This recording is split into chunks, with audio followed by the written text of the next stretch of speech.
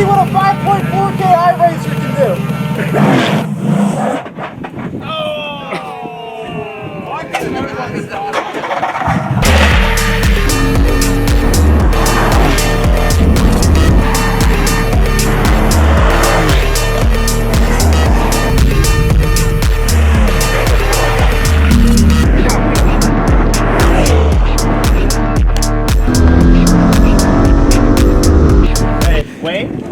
That was the craziest experience of my life. I'm so proud of you, Wayne, because you didn't spin.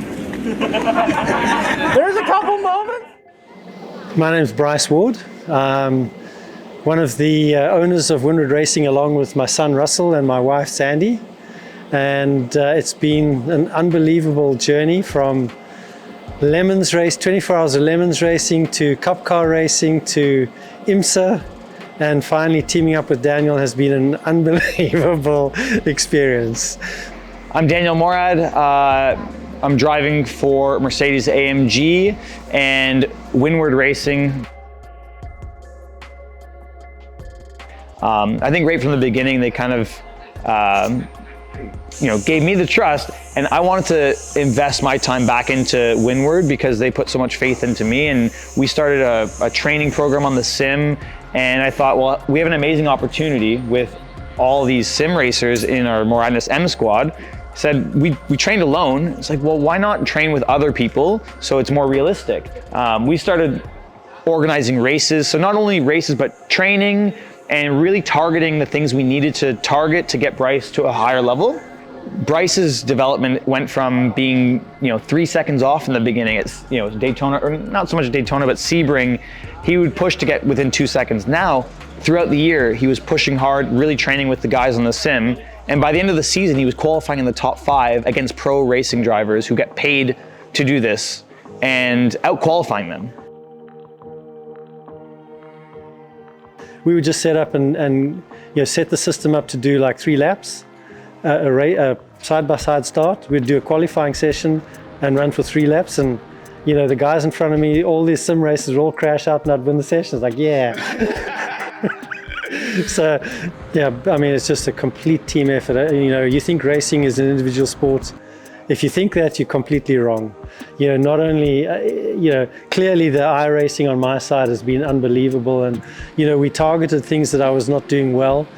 For example, at the most dangerous time is the starts, because you got people right on your, right foot on your tail, and these young kids are trying to push you off the track, and it's really important to figure out where to put your car to make sure that they know that that spot is not available. And so, those are things that I've got to learn, and with the M squad, those are things that I started learning towards the end of the season to allow me to put the car in a position that didn't, completely kill me right at every start, every restart. So you can be quick, but you also have to get in a position where your racecraft is much better. And I think not only did iRacing help me with getting quick on the track, but also helped me with racecraft in order to ensure that these young kids that come out of go-karts, you think a go-kart can fit in there? Well, you're not going to get in there, because I'm going to put my car in the right place to force you to take a less than optimum line. And once you create a gap, then it's easy. It's really easy. Once you've got half a second the guy behind you, then you can focus ahead, and that's one of the things that I really learned from iRacing. So some of the important things that that are not clearly visible is, we have a sim racing guy come to the track to a test session, look at the car, see how the car's behaving, and then go back and actually dial in the car to behave the same way as we were at the test session. That was incredible. I mean, what the guys from the M squad did was outstanding. One of my favorite cars in iRacing is the GT4, because I find that it's so accurate, not only just in lap time, but the way it actually drives technique-wise, vehicle dynamics with how you need to brake. This is my first year driving GT4, and I'd only driven it in iRacing. My very first proper time on the track was at Daytona, and with no hesitation whatsoever, my first flying lap was already on pace because I was so comfortable with the way it was in iRacing, how the car rolls, how you need to brake with an equal weight distribution on the front tires. It just doesn't slow down. And I realized that once I went into turn 1 at Daytona and I had a little roll in the car, it doesn't like that. Just like in iRacing, it translated exactly 1-to-1 in the real car. So I was like, that's interesting. So I had to really focus on keeping the weight equally distributed across the front when I was braking, the way I squeezed and ramped the brake pedal in, just the timing and cadence on the brakes was exactly the same as what I had at home. I find that this car in particular in iRacing is so close to how it actually drives, and taking a bunch of sim racers and throwing them in the real car is a true testament to how similar it actually is. These guys can jump out of the sim, go into the real car, and feel like they've already done it before. And that's something I don't think you can do with many other cars or sims on the market. Or sports. Roughly 2 years ago, just over 2 years ago now. And it was designed in a way where I could give a little bit more of an intimate experience for members of my community from Twitch, so Twitch streaming and through my Discord server.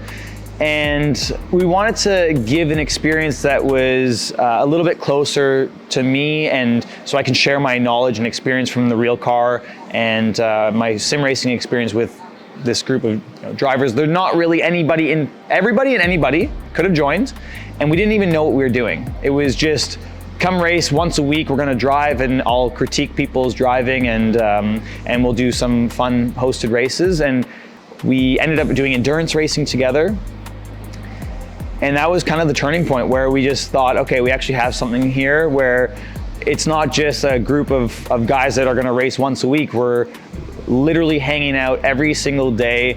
There are people that are making true friendships, and I think it's just amazing because you're never alone. You always have somebody there, whether it's to drive with, to talk with, to play other video games with, or just do anything. It's such a beautiful thing, and yeah, I mean, for me, it's a dream come true for the guys to share the same experiences I do every race weekend. I think it was an amazing success, taking guys from the sim, putting them in the car. In the back of my mind, I'm like, okay, I know for me, it's pretty similar. So the only question was, how are they gonna adapt to having more feelings, right? Having the car moving underneath them.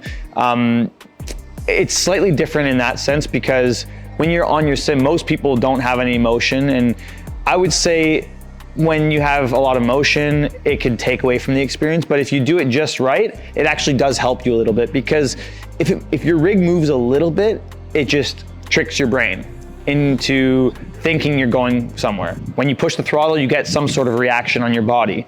But a lot of these guys, the majority of the M squad don't have that. They're going from stationary rigs, and that was the only thing I was a little bit worried about, was how are they gonna deal with the G-force and those extra senses, because it could be overwhelming. But for the most part, everybody got in. Everybody had a different confidence level going into it. Some were more timid than others. And the cars are in one piece. So that's a great success in my eyes. They were able to get around the track and be right at home. So it almost confirmed what I thought going from the sim to the real car. I think anybody that's reasonable on the sim can transfer into a car. It's an amazing platform to learn, to hone your skills, and it's quickly becoming the most viable option to break through into a professional racing career. Whereas going from karts to cars is the path I used to take, or I did take. I don't think that it's viable anymore because of the cost. The only way to make it is really through sim racing, and these guys proved that today, that they can go from the sim and be competent. I don't know about fast, but competent and get around and look reasonably comfortable. So that's all we can ever ask for.